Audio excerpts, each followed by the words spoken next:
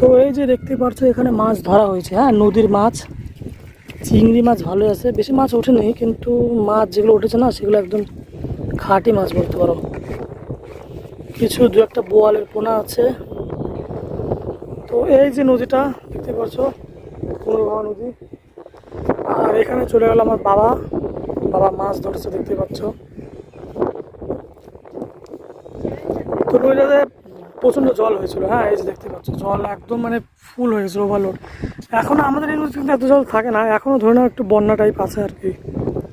তো এই যে আমার এক ভাই আসছে সাথে বাড়ির পাশে, আর ওই যে বাবা যাচ্ছে। আমাদের বাড়িটা কিন্তু ওই পাশে, হ্যাঁ আমরা যখন স্নান করি ওই ঘাটে চান করি। অবশ্য আমরা তেমন সাঁতার জানি না যে নদী দিয়ে চলে আসবো। এই যে দেখতে পাচ্ছ ওপরে আমরা এক টোটো রেখে দিয়েছি, এই টোটো করে অনেক দূর দিয়ে ঘুরে আসলাম। মানে ওখানে যদি বাড়ি হয় এখান দিয়ে একদম গিয়ে ওখান দিয়ে কালীতলা ব্রিজ দিয়ে এসে, একটা ব্রিজ আছে কালীতলা নাম, সেখানে চলে এসেছি। তো দেখো দেখি খেয়াটা পড়ছে, দেখা যাক তারপরে কি মাছ পাওয়া যায়। আসলে এক দুটো যদি বড় মাছ পাওয়া যায় আমরা কিন্তু বাড়ি, হ্যাঁ আর দরকার নেই আমাদের থাকার। তো দেখি অপেক্ষায় থাকলাম যে খেয়াটা তোমাদের দেখাচ্ছি, খেয়া পড়াটা।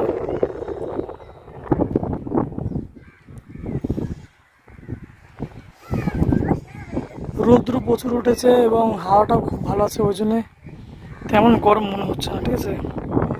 এইগুলো নদীর পলি পলি জমে গেছে, এখানে কিন্তু বালি রাখা হয়েছে, হ্যাঁ যে ট্রাক্টরগুলো সেগুলো বালি, তারপর পলি জমে গেছে। দেখ তোর কারণে আমি খেয়াটা দেখাতে পারলাম না। চলো দেখি কি মাছ পাওয়া যায়।